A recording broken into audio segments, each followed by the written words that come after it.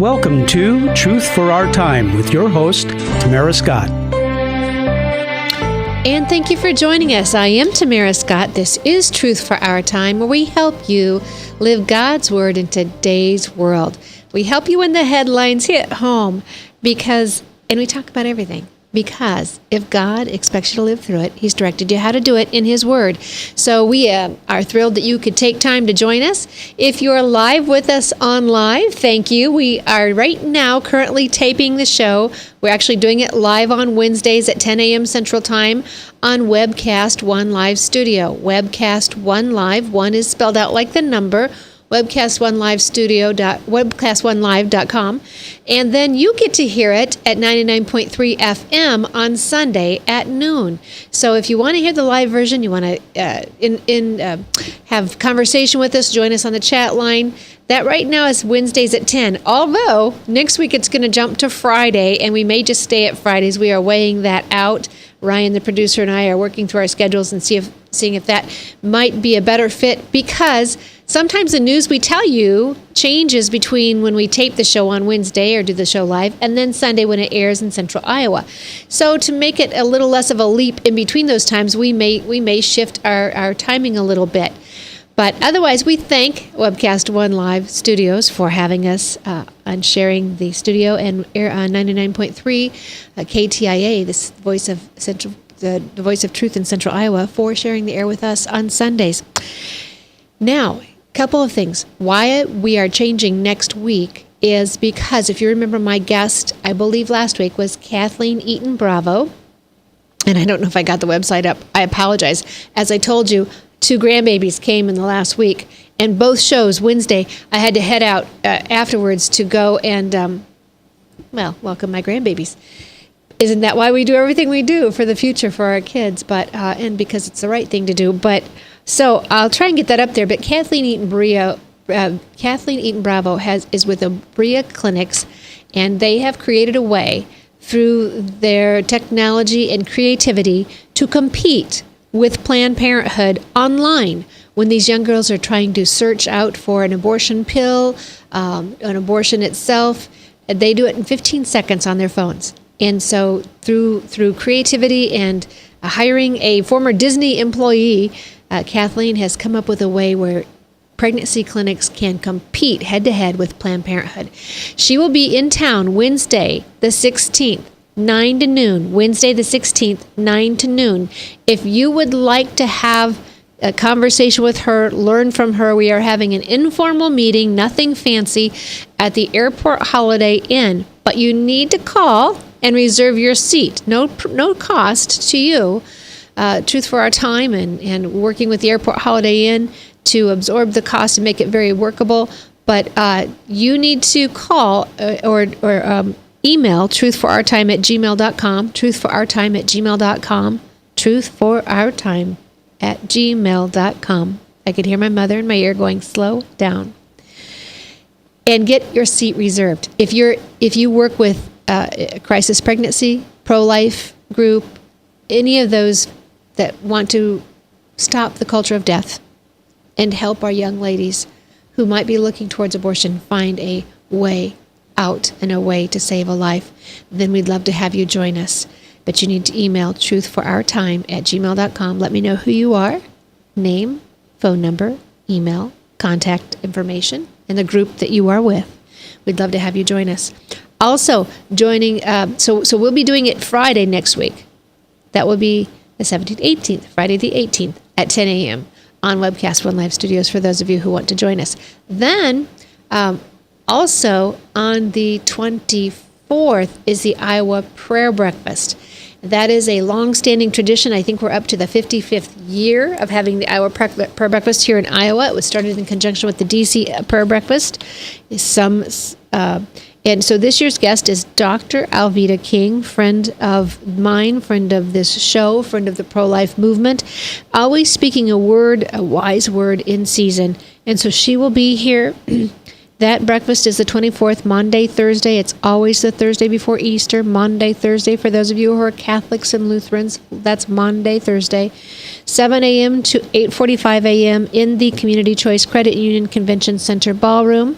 That's downtown on 5th Street. Tickets are $25. Students are $10. And you can get those at the IowaPrayerBreakfast.com. IowaPrayerBreakfast.com. I invite you, I challenge you, I encourage you to get a ticket. Dr. Alveda King is always tremendous. She will be testifying the day before. Actually, maybe not testifying. I think the attorneys do that. But she will be at the Supreme Court. As we told you a week ago, maybe it was a week ago or 2 weeks ago, with Mario Diaz from Concerned Women for America. The court will be hearing some of these very, very important cases, and I think this one is like the Little Sisters of the Poor, when churches and religious organizations are going to be forced to pay for abortion, possibly, or birth control that goes against their deeply held religious convictions, which is protected in our First Amendment. So she'll be flying in, and with us there Thursday, the 24th, 7 a.m. to 8:45. Now, here's how it impacts Truth for Our Time as well. Truth for Our Time is working with KTIA 99.3 FM and going to allow the prayer breakfast to be taped and then aired that noon during the show. I will step aside and offer the airtime from the show so that you may hear just the speaker. You won't get all the fun of the prayer breakfast, the band. You will miss all of the speakers. You'll miss some of that, but the crux of it, for those of you who cannot get out, we will play again Easter Sunday for you at noon, and I'm thrilled that KTIA is doing that as a service to you and the community in the Iowa Prayer Breakfast. All right, so a couple things coming up. Today, they are hoping to debate the fetal tissue bill. That's Wednesday, today, as we're doing the show. By Sunday, it will either be a dead bill or it will have passed through the House.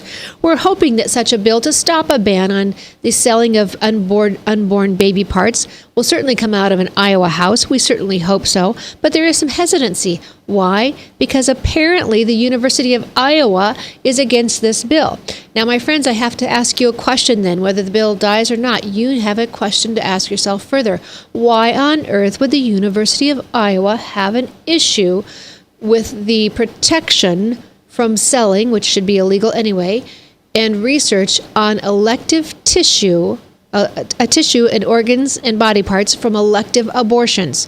We have had the folks from Charlotte Lozier Institute on this show before, and they have assured you that you will lose no research whatsoever by stopping the sale and the research on unborn babies, on tissue, on organs from elective abortions, between miscarriages and natural occurring death in infants and those unborn. We will be able to have all of the research that we have according to Lozier Institute.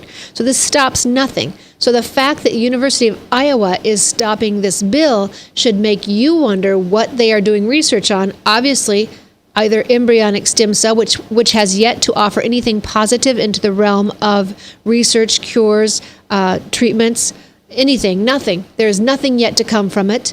You cannot have research without first killing the embryonic cell, so it's not even a positive. It's morally, it is, you're putting a price on the head of the unborn, whether it's an embryonic, frozen embryo, whatever it may be.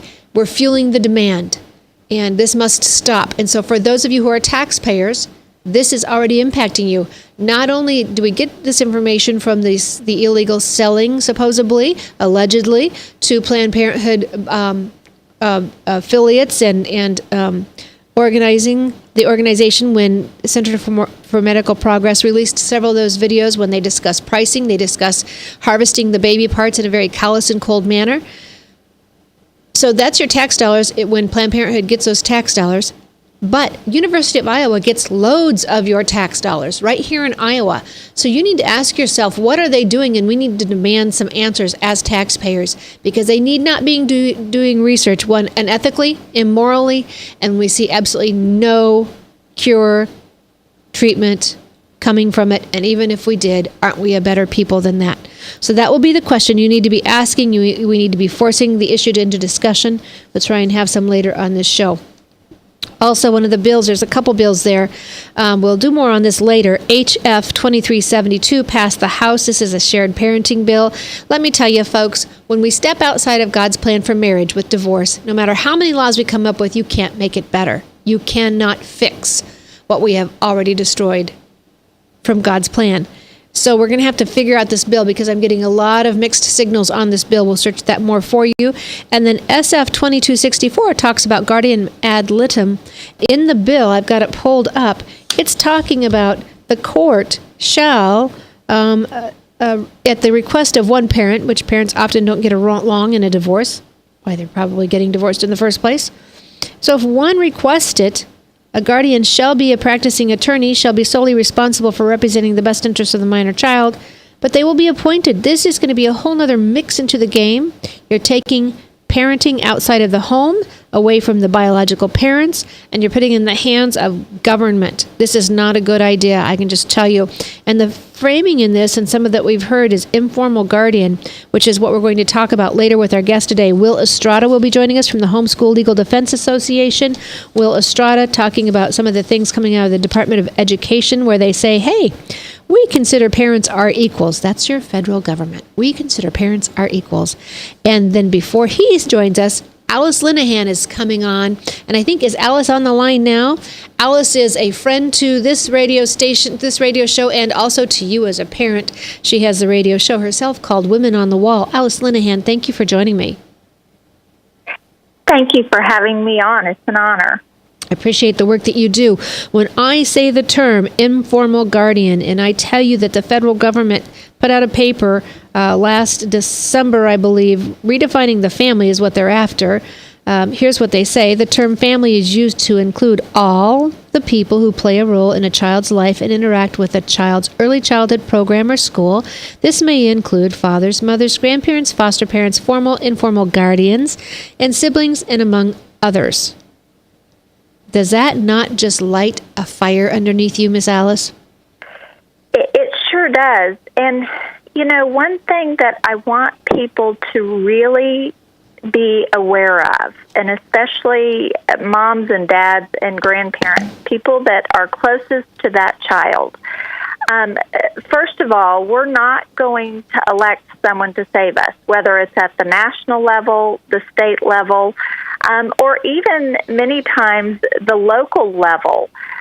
We have to step in as moms and dads and protect our own children.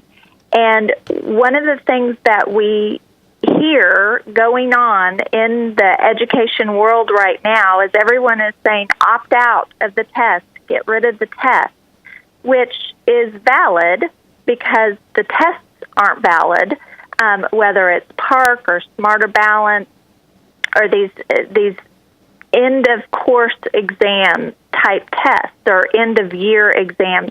But what people need to understand is when you get rid of the test, what is going to come in to replace it? And what we know is that in all 50 states, there is work being done to bring in in Texas, it's called the Next Generation of Assessments and Accountability. They call it different names in different states. But what that is doing, the opt-out movement, is actually ushering in an even more dangerous movement, which is formative assessments. Formative assessments are basically the daily monitoring of your child, and it is assessing their attitudes, values, beliefs, and behaviors, and can modify it through assessments that are given or activities that are given. And so when you see language like what you're talking about, where the state and federal government is on an equal playing field with the parents who have the inalienable rights and from God, not the state or federal government, to have authority over that child, when the state and the federal government have an equal footing, if you will, when they are giving mandated formative assessments and monitoring these behaviors they become in control of the next generation of Americans. And there's our danger. We've got to come right back after this break. We'll have more information with Alice Linahan. Stay tuned. 99.3 FM, Truth for Our Time.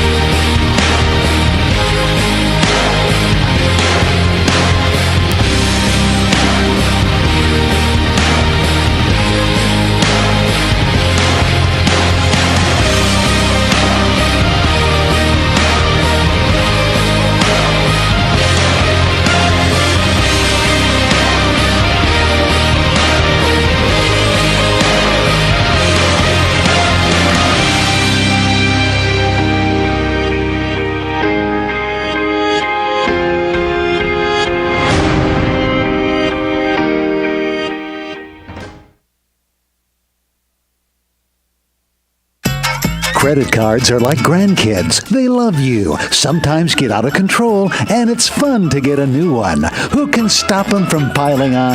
Hi, I'm Tom Coates with Consumer Credit of Des Moines. At the end of the day, you can return the grandkids, but you're stuck paying off bad credit card debt. We'll help you put the fun back into using credit cards responsibly. Right, kids? Yeah! If you need help getting credit cards off your back, call Consumer Credit of Des Moines. Hi, my name is David Burrier, your Hope Coach. I host a live weekly talk show called I've Been There every Thursday afternoon at 5:30, right here on webcast1live.com, and on my weekly radio program Saturday mornings at 10 on Truth Network 99.3 FM.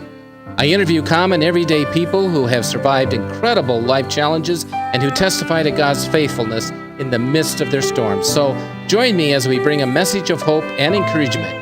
Everybody needs hope. I know, because I've been there. Hey everybody, I brought Northern Lights Pizza! And it's got Graziano sausage!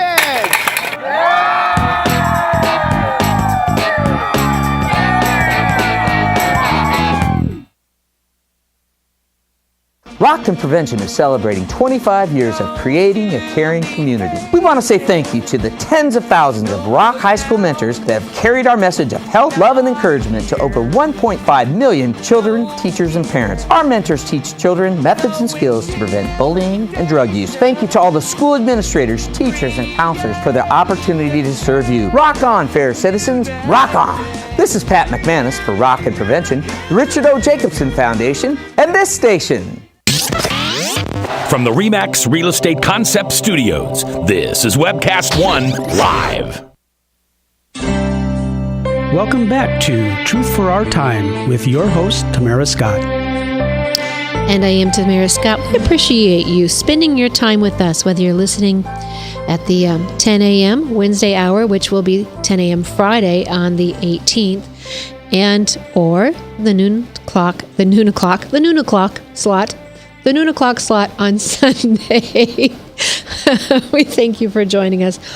On air with me right now is Alice Linahan. Alice is from Texas, and her show is called Women on the Wall. She's been very engaged in the education movement, fighting some of the Reformation programs, the educational reforms coming out of D.C., and the grasp that they want to have on our children. Alice, you were just talking about the formative test. If people are opting out, and we know some 60,000 parents in New York opted out, and numbers that would astound most in other states opted their children out. And we encourage people to opt their children out because these tests and the assessments that they're collecting, the data that they're selling on our kids is just far too personal to allow our kids to take. But you're saying now, even if they drop out, there's the formative assessments that are equally dangerous. Exactly. And they are used to collect data on our children. And when I say they're collecting data, they don't necessarily want to know who a particular child is. What they are doing is basically sorting our children for competency in the workforce. And so now, in many states, at the end of 8th grade, a child has to decide what they want to be when they grow up. And so we're only going to educate you to be competent for this job in the workforce. That's very dangerous. But then there's other things that they are doing. Dr. Peg Luxick has got some great videos out on it where they're basically modifying our children's behavior, Yes. and they can modify the assessment. Yes, so what they're calling them is computer adaptive test. Yes. But they are also behavior adaptive test and behavior adaptive tools. And I actually just put one of those. Her 6-minute link is on the Stop Common Core Iowa page in the Facebook. And there are a couple Common Core Iowa pages. Make sure you get the correct one that has the cookie cutter across the top picture. It's got cookie cutters on it. And so that is, there's a 6-minute video on there for Dr. Peg Luxick. And on it, she informs you, not only are these computer adaptive tests going to take your kids different ways, so you'll have a hard time knowing what exactly your children were asked, depending on how they answer their questions, yes, no, correct, or incorrect, they'll go to different areas. But what she explains and what Alice is saying, they have studied and they know how to modify behavior, how they get someone to change their thinking without pushback. And that's what they figured out in these testing. One of the examples she gives is a student, it's a reading test, but a student is asked, if you find a wallet with money in it, would you keep it? And her point is, if the child says yes or no, does that make them a better reader or not? It doesn't define their reading at all. It defines their character. What is also happening that we need to be aware of is that through these assessments, formative assessments, these software companies are providing the assessment tools. And so teachers are no longer responsible for knowing the subject that they are teaching. They are merely facilitators. And so there was a video that I can send you to. It was the new SAGE test, or a SAGE formative assessment tool. And it gives the teacher the ability to use a computer program to pull in the activities and the lessons and to teach. Basically, it's a virtual classroom, and the teacher's merely a facilitator. That is also very dangerous because the teacher is no longer in control of the content and the curriculum that is being given to the child. Local control. That's what we need. And that's what you said when you first came on this program. We have this parade of would-be presidential candidates ahead of us, or would-be presidents. And my concern, even though folks know I am my time away from here, I am a national committee woman for the Republican Party for Iowa, so I am engaged politically. But I will be the first to tell you, we have so overemphasized this time. I don't think our founding fathers ever intended for elections to start taking 2 years. People would be campaigning 2 years in front of us, the millions and billions that are spent. And while we're so busy seeing this parade go before us, those who are already elected are taking our liberties behind us while they're in office right now. You're exactly right. I will be very curious to see if Marco Rubio and Senator Ted Cruz today, they're supposed to vote on the next Secretary of Education. And John King is Dr. John King, who came from New York, who is very, very dangerous, in my opinion, as the next Secretary of Education until the next president is elected. Will they be out campaigning, or will they be in Washington voting on that position? We need people who are doing the day-to-day work to stop what is coming in, not necessarily out campaigning daily. And for those of you who are listening on Wednesday, if you're listening on Sunday, then that vote will probably have taken place. But if you're listening on Wednesday, well, if you get a tape of this show and can listen on the archive a little bit later, 202-224-3121, 202-224-3121 is a switchboard at the U.S. Capitol. It will get you to any congressional member. So you can call. And did you say, I'm sorry, was that in the House or the Senate? It's in the Senate So you can call your senators, your 2 senators, and ask them to vote against King for the Department of Education. That's what you're saying? That's exactly right. That's exactly right. Because what we know is that that position as Secretary of Education has the power to approve or not approve the state mandated assessments. The power that Secretary of Education has because of the passage of ESSA, the Every Student Succeeds Act, which is the reauthorization of the Elementary and Secondary Education Act that was originally passed in 1965. When they were pushing that reauthorization, they said it's going to give power back to the states. But in fact, this is a system that has been created to lock in place whether it is implemented at the local level, the state level, or the federal level. So that position of Secretary of Education is key. And it will be key for the next president of the United States. We need to be asking, who are you going to put in that position? Because that position will have so much power to approve or not approve what each individual state does, with the threat of taking away those federal dollars. And even better, we can ask them who they're going to appoint the head of the education department temporarily or an interim while they dissolve the federal Department of Education and give power once again back to the states. And that is possible.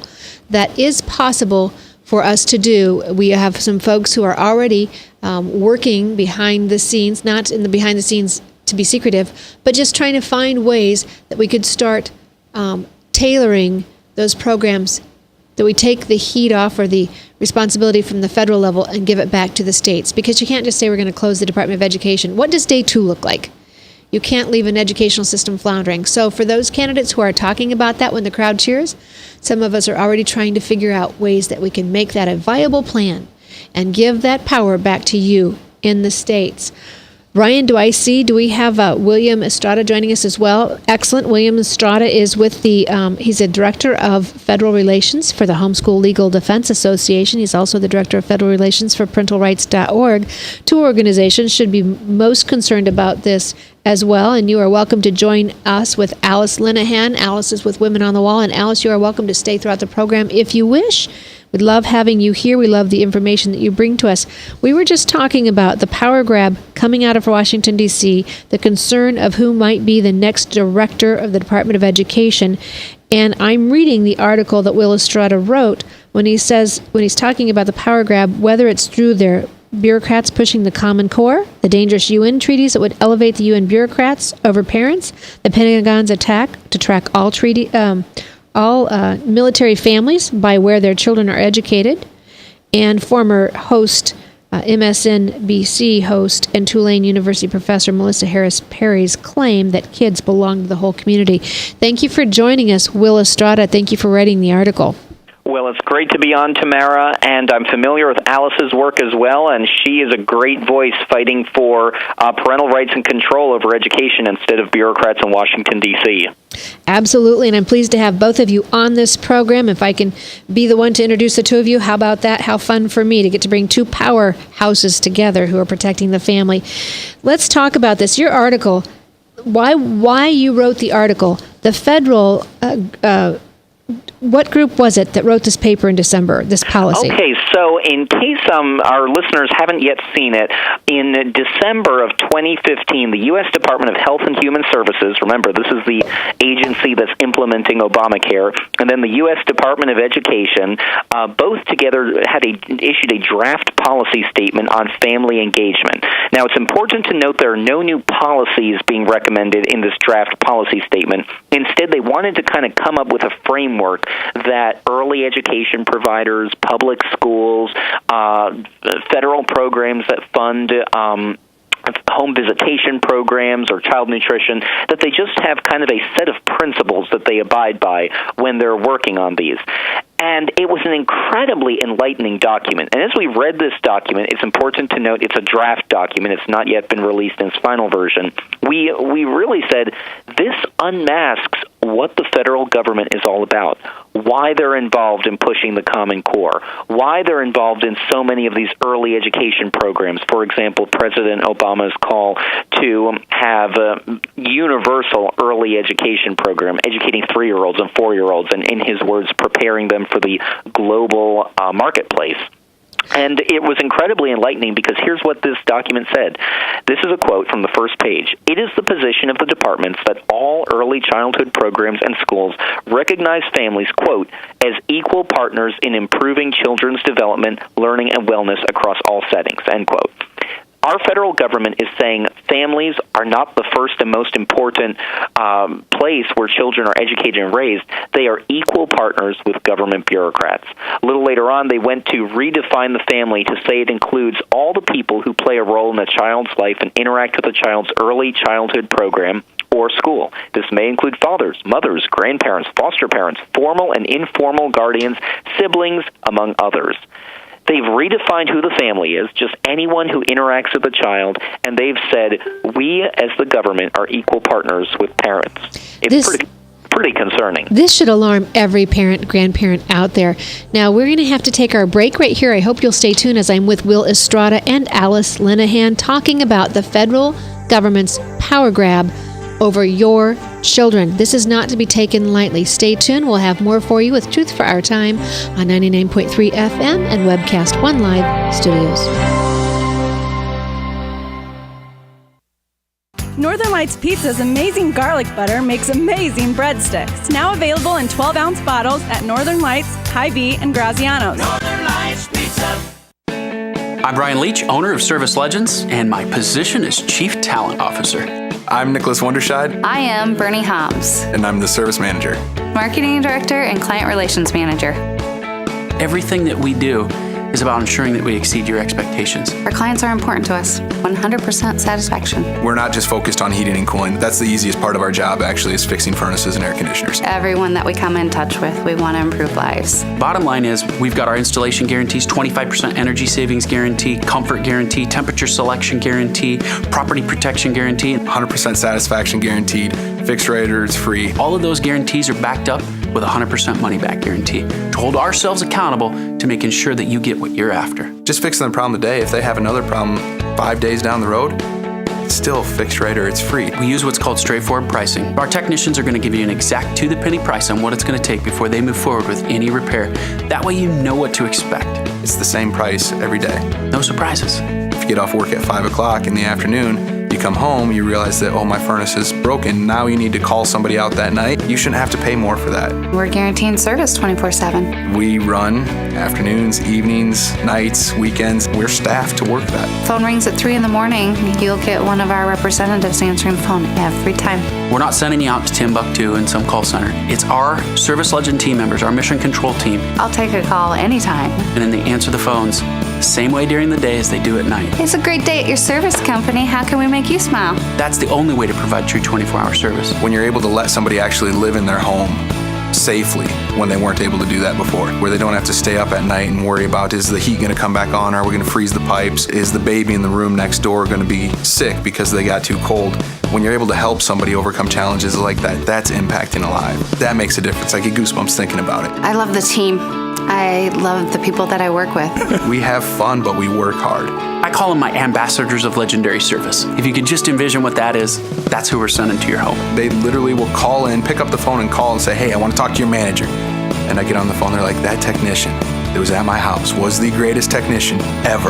That's cool to me. We want to brighten people's days. Every person that we have going into the house has gone through an extensive background check. Drug testing, we have a very thorough interview process that 1 out of 140 people make it through. If we promise you something, that's what you're going to get, no matter what. We're here when you need us to protect the safety and comfort of your family. If you're not happy, we're going to make it right. If we're willing to put 100% money back guarantee on what we do, what type of work do you think we do? Give us a call. We're there for you 24/7, 365 days a year. Enough said. Welcome back to Truth for Our Time with your host, Tamara Scott. I am Tamara Scott. Thank you for staying tuned with us on Truth for Our Time, helping you live God's Word in today's world.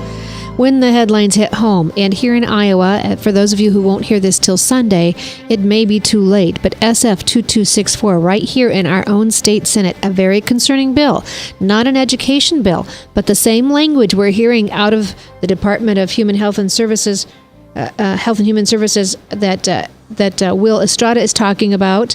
Alice Linahan from Women on the Wall, we're talking about language coming out of educational departments when they start talking about the family as if the government is equal.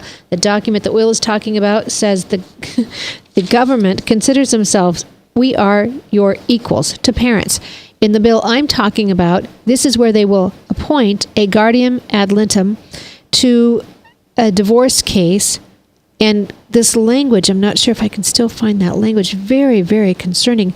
Rather than talking about it possibly happening, it sounds like it will happen. See, used to it said, if the child's age is appropriate prior to any court-ordered hearing. This now is taken out, and it says maintaining regular contact with the child. This is someone appointed to make decisions now for your child. Think that through, interviewing any person providing medical, mental health, social, educational, other services to the child prior to any court-ordered hearing. And again, they could interview anyone they decide is important. You know how hard it is as two in a marriage to always agree on what's best for your children. Think this through, folks. If you're considering a divorce, think again. It will not be easier for your children. It will be more difficult. The residue that will be left on your children could be life-damaging for eternity. And it's not going to get easier as the government comes into your homes, and now decides what they think is best. Some court-appointed attorney is going to decide what they think is best for your child. This is so dangerous, and although this bill may be done by the time you hear this show on Sunday, you need to know this is happening in your state legislature right here in Iowa, and it's the same thinking, same philosophy that Will Estrada and Alice are warning us about. Will's article is called Feds. I found it on actually the GOP USA, but Will, you have one on Homeschool Legal Defense Association, hslda.org. You can go right to hslda.org/federal, and it's our lead story there. And, you know, Tamara, as you're talking about that state bill, I'm reminded that America is only a few years behind some of the other Western countries. Right. 2 years ago, Scotland passed into law what's called the Named Persons Act.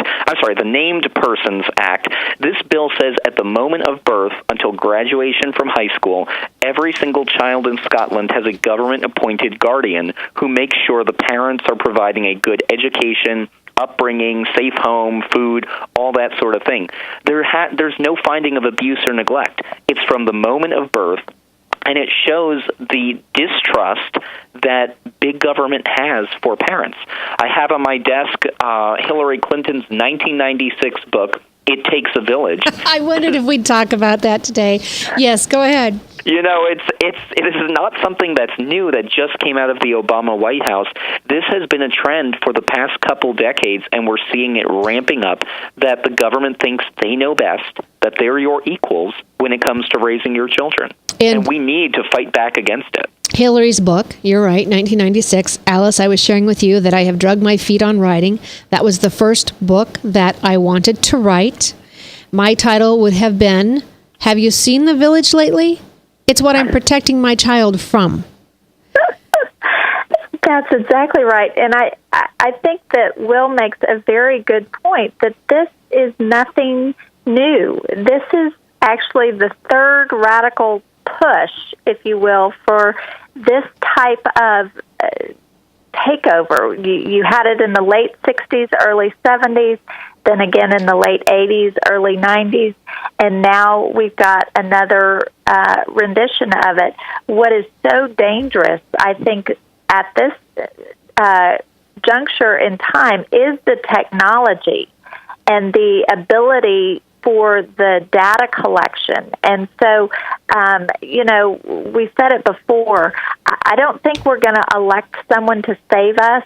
We've got to save ourselves and our children, and the way to do that is to not only opt your child out of a test, but out of technology that is using these formative assessments to gather data where they will be tracking, as Will said, and it's actually from preschool through the workforce. We have now shifted from a K-12 education system to what's called a P20W, from preschool through the workforce, where they will be tracking individual citizens. And folks, there will be no expunging something off your record. If you know a student who got up on the wrong foot, had a bad year, troubles at home, whatever, and you move them to a new school, or you get a new school year and you have a new teacher, there's a new start, fresh start. That will not happen with this record of this tracking following your student across the nation. Will, let's come back to some of this in your article. These programs you're talking about, you're both right. This is not new. However, the claws are deepening into the flesh of the family, because with these programs, whether it's the Affordable Health Care Act, whether it's the Head Start, all these programs that start out voluntary or elective, then become selective, and they decide who must be in it or who should be in it, and then it becomes coercive. And that's what we're seeing. And they've got more clout than ever, Will, to be doing this and to be controlling our families through their programs. You know, it always goes back to what Ronald Reagan said. The 9 most terrifying words are, I'm from the government and I'm here to help you. And so you're absolutely correct. The government cannot come in right now in the United States and say, we're going to dictate how you raise your children. But they can if you voluntarily choose money from the government. How is this?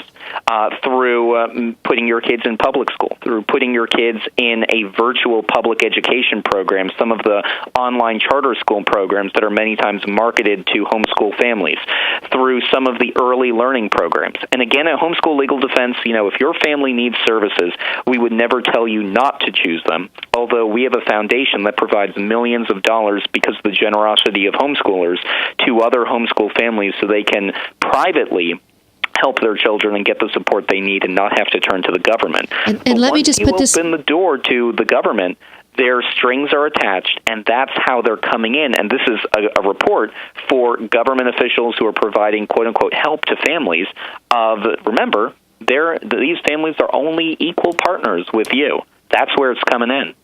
And I will also say, Don Stefanowicz warned us of this on this program, even on another network. Don is the daughter of a homosexual father, and in Canada, they're a little bit ahead of us in this area. And she said, when you come up with same-sex marriage, then you will degenerate all parents to guardians so that none have a higher priority over others. And this is what we're seeing.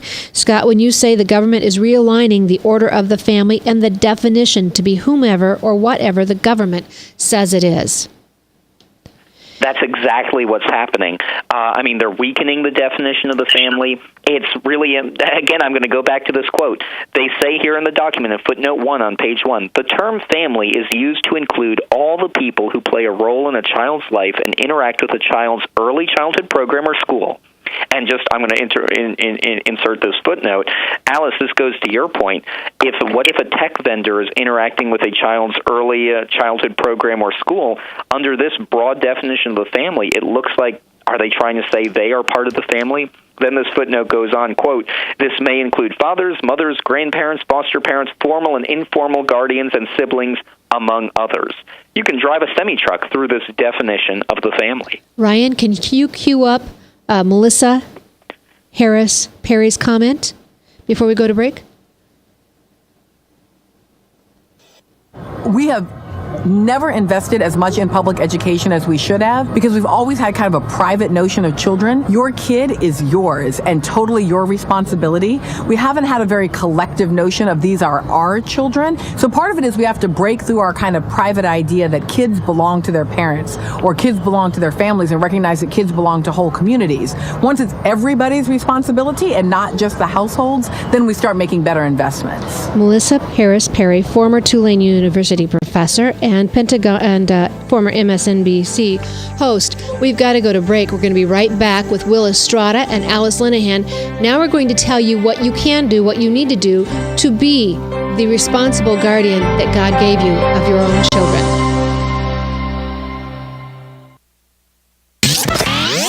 From the RE/MAX Real Estate Concept Studios, this is Webcast One Live.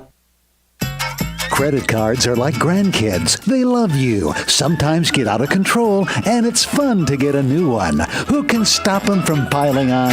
Hi, I'm Tom Coates with Consumer Credit of Des Moines. At the end of the day, you can return the grandkids, but you're stuck paying off bad credit card debt.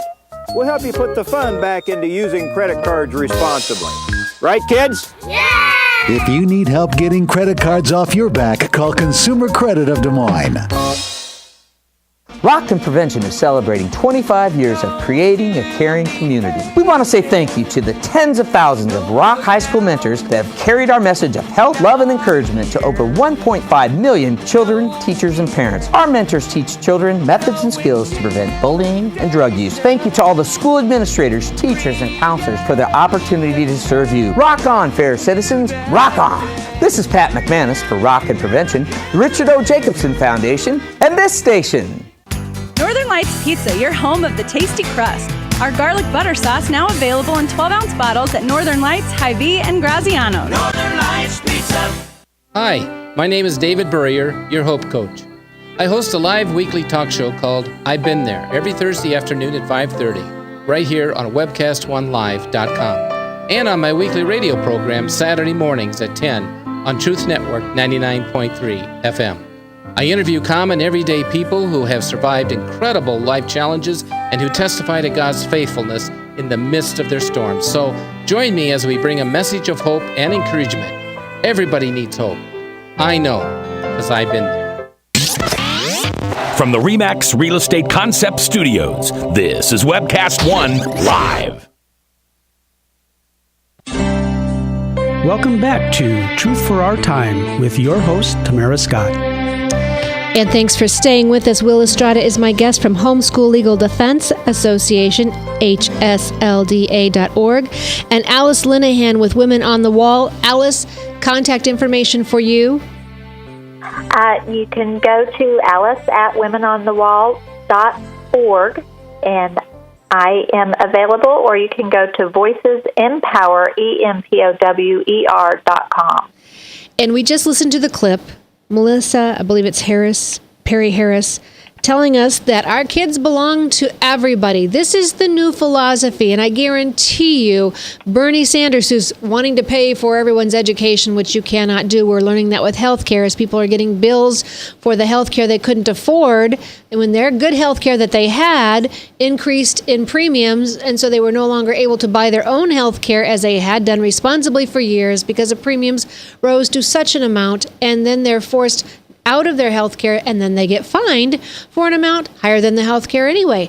You're going to see the same thing, same type of thing. If you think that you will have government paying for your college, they'll tell you where you can go, who can study, what they can study, and who can't.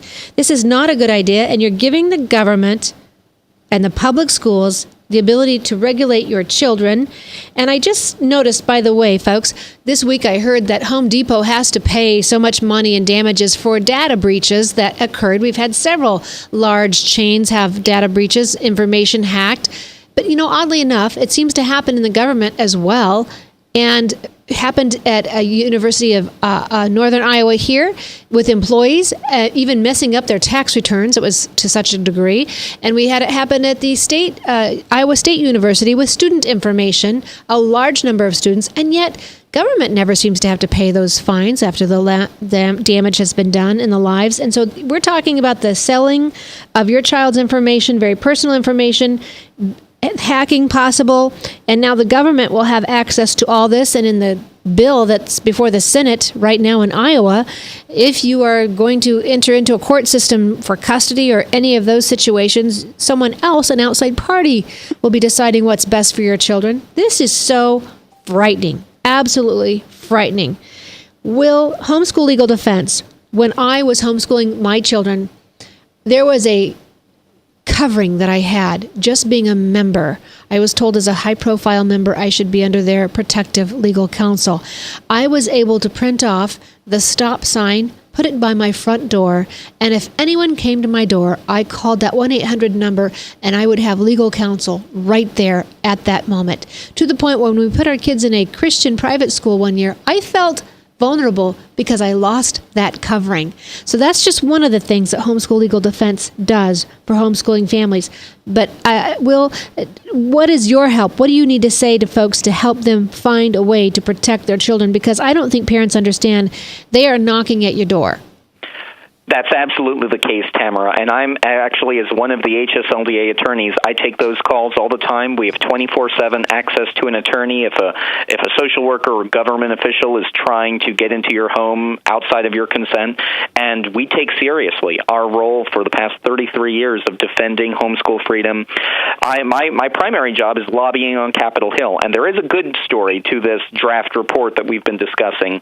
Last week, I was at the U.S. Department of Education. They were hosting a listening session where people come in and just talk about the new Every Student Succeeds Act and what the Department of Education is doing. They had leaders from various departments or divisions from the U.S. Department of Education, and I turned to the early education folks and I said, what were you thinking when you drafted this document? We strongly oppose it. Parents are the primary responsibility for raising a child, and any teacher will tell you it's parental involvement that is the key to student success, which is why homeschooling works so well, because the parents are so involved. And they nodded their head and they said, I think that draft policy document came out the wrong way. It wasn't intended to be that, blah, blah, blah. We're working on fixing it. So we conveyed that message loud and clear to the U.S. Department of Education that they are 100% out of line. They said they're going to significantly change it when they release the final document. We'll have to see how that happens. But, at its heart, we need to be very vigilant against a federal government that thinks it's equal with parents.